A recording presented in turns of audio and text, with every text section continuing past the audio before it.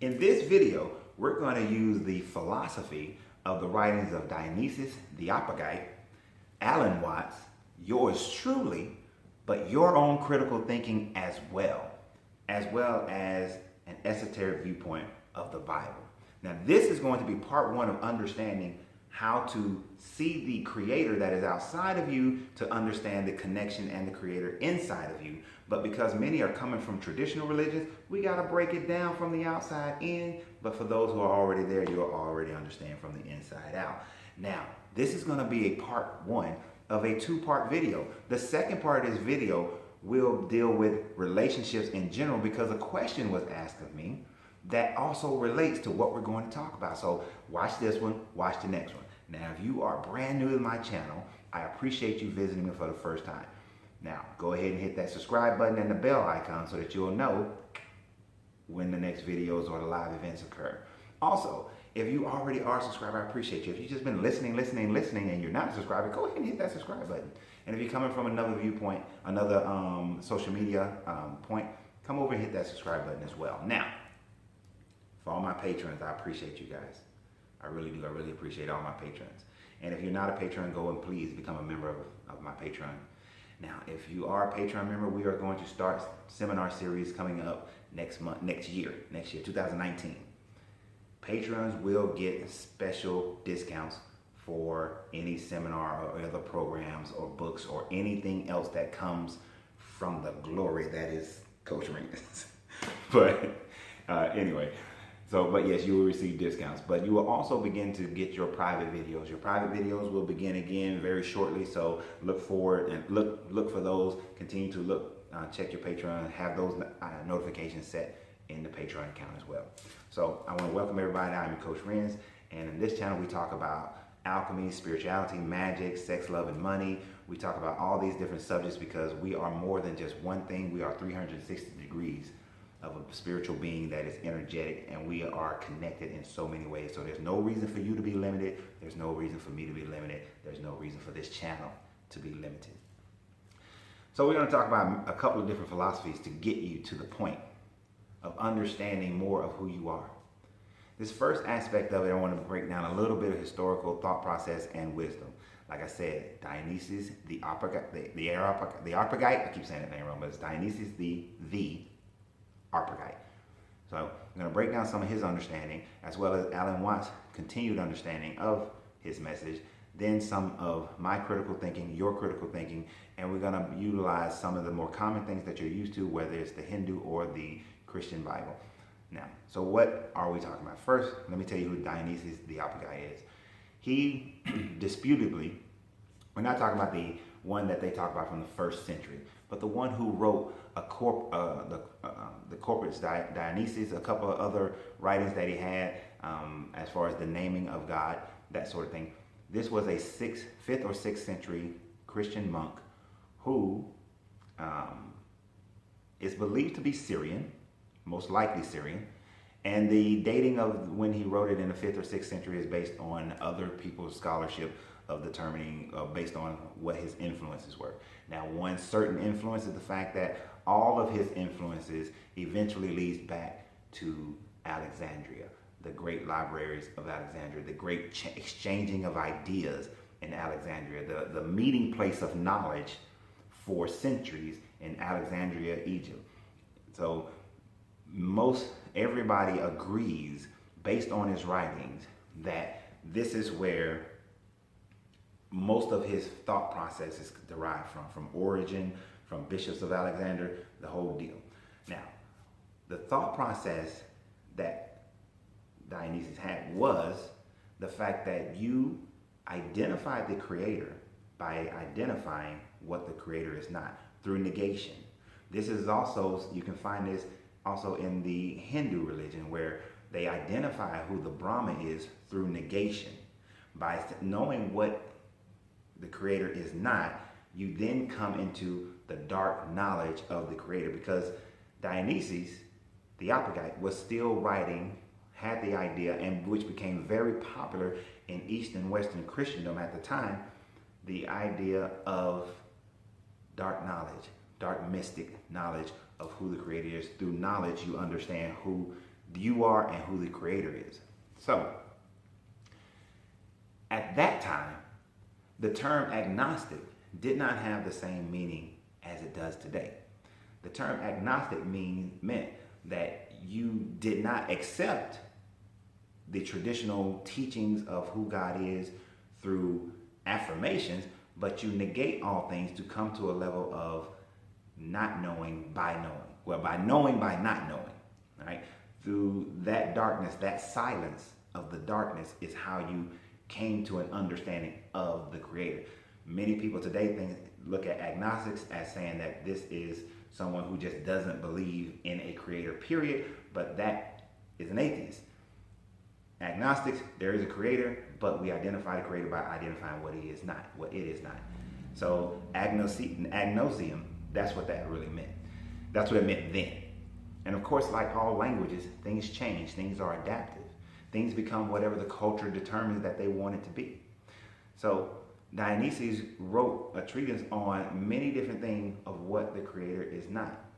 And one very important thing that he talked about is the fact that the creator, that if we were ever to see the face of the creator, the face of God, that we would not be able to identify it. We would not be able to give it characteristics. We would not be able to fully conceptualize it in our finite mind. And if we were able to see something that we said was the creator and able to define it, able to put it in a box, able to know it through the affirmations of love, because the love of a creator is far beyond any kind of love of understanding we can have. The justice of a creator is far beyond any other kind of justice that we can have. But if we're able to identify it in a box, then it will be something else. It would not be the creator. That if you can look at the face, know the face, describe the face, then that is a sub-creature of the creator. His exact thought process, that it will be a sub-creature of the creator, much like an angel or some other demigod type being. This is why he expressed that man's knowledge of a trinity is far less than what a trinity could ever be. The description of placing Father, Son, Holy Spirit, Mother, Father, Child, that identification of a trinity is demeaning to the actual idea at a creator level. So he began to identify what the creator is not. A creator cannot be jealous. A creator cannot be angry. A creator cannot be controlled by emotions or any other outside force. If you have not seen the videos that I've done on the law of mentalism, when we get to a certain, there's 4 videos based on the law of mentalism. In one particular video, this is what we talk about, the all above all, the all in all. And the all in all cannot be identified, nor be forced to create, nor forced to destroy, nor forced to do anything. It just does because it does. But when we take all these human attributes and place them on that creator, it diminishes and becomes, and then it is no longer the creator. The Tao says the moment that you give the way a name, it no longer becomes the way, and it is no longer the creator. In what has become the doctrine of Christianity, it is said in many of the Old Testaments and the New that, and you guys can go and find those scriptures. Matter of fact, find those scriptures and put them down here at the bottom, because I'm not going to quote none of them. Go find them.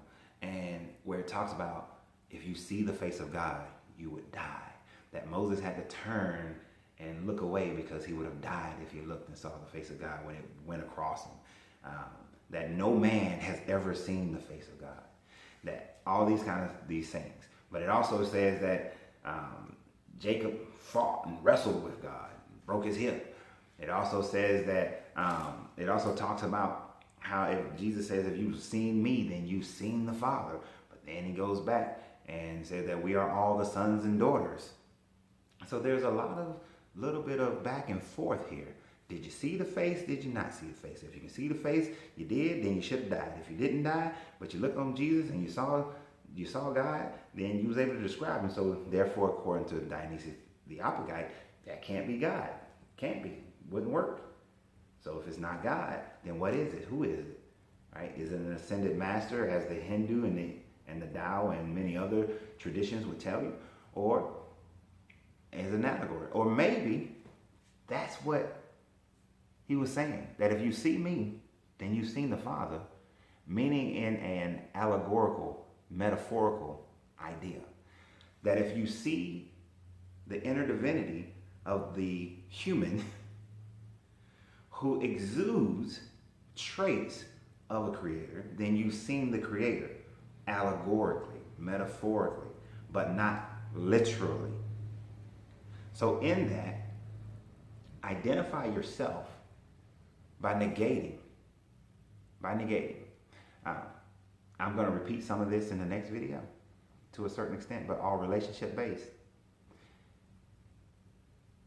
If you say that you're a healthy person, you're given an affirmation. Instead, negate things from who you are. You know, instead of me just telling you guys that I'm a vegetarian, I can say that I am not a meat eater. I am not mean-spirited. I am not a murderer. I am not a rapist. I am, by identifying all these things, I am not an absent father. I am not a non-reader. By identifying what I am not, it will only leave what I am by truly knowing what I'm not. And here's the thing of why you want to do this. It's easier for you to identify what you're not than to identify what you are. You have selected memory to what you and who you are. Oftentimes, you may say that I am a fun-loving person. Your selective memory has said that you're a fun-loving person because you have one day this week and then another day 2-3 weeks ago and then another day at this point, and you said that you're fun-loving because you're taking that sample of your memory that seems like it's putting it all together, when the majority of time you sit at home, you binge on TV, you binge on Netflix, you don't go to a bunch of events. You're on Facebook and you're maybe go to this event and maybe go to that event and maybe go to this one and maybe, but you don't go.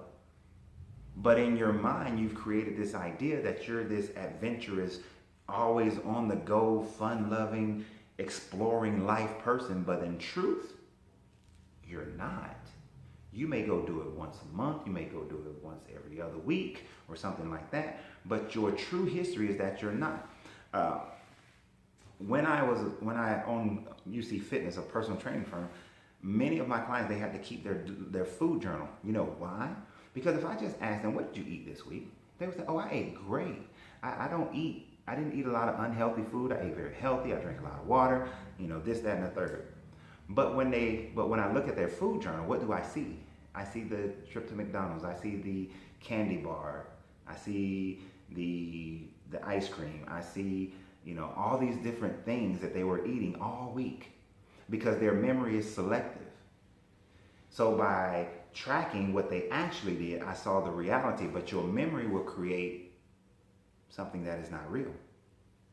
Therefore, when we speak onto who we are, we speak on what is not real instead of speaking on what is real. So when you negate things, when you know certain things that you're just not, and those things are usually closer to the truth.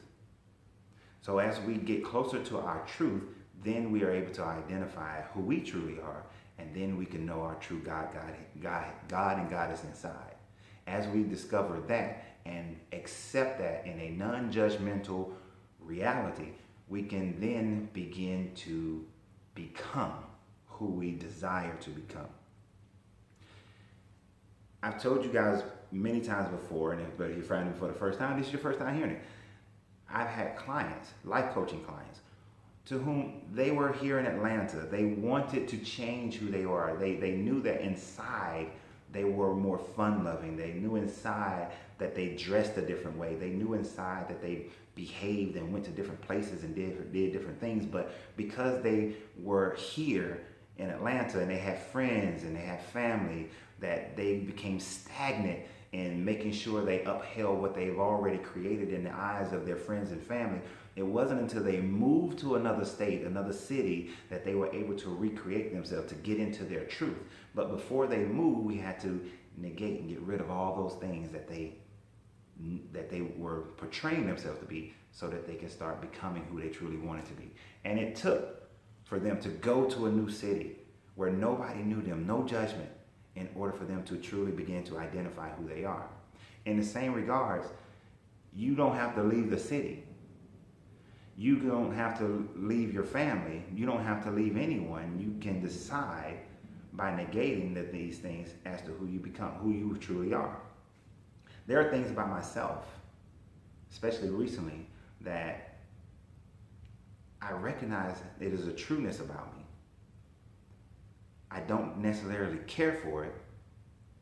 So I went through a process of negating some of these things so that I can change it and actually be who I truly desire to be, so that you can change it. So you can change yourself. You can become who you truly desire just by knowing what you're not. And when you get to that silence, that dark silence, that sitting in the magic of the dark, that mystic knowledge of your true self, then you can start moving and becoming, start manifesting, start having, instead of always wanting and waiting, instead of always looking for the outside.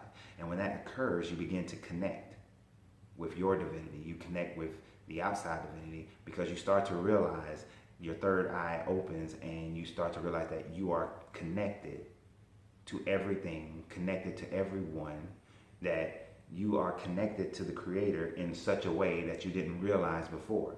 And it's not connected in a subservient way, but connected in a way that a father connects to his child, not to subjugate the child, but to allow the child to become as great as they possibly can be. Hence, is it not written that ye are gods? Hence, we are all the sons and daughters of God. That hence, there are those who will come after me and will do greater things. If Jesus was God, how can you come after him and do greater things? Then he could not have been God if you can do greater things than he, because how can you do greater things than the Creator? That's fuzzy math. That doesn't work. So I want some of you guys to go and actually read some of the writings of Dionysius the Areopagite. Listen to some of what Alan Watts talks about. But more importantly, as I said in the previous video, scholarship of scholarship is not scholarship. Critically think for yourself. Remember the teachings of the trivium, that logic, which is input, understanding, and then rhetoric. So knowledge, understanding, wisdom. So think through things. Grab it all, take it all in, think about it, and then come to an understanding. Test the understanding, review the results, and then go through the process again, so that you are critically thinking through every aspect of everything you hear. Don't just listen to me and regurgitate.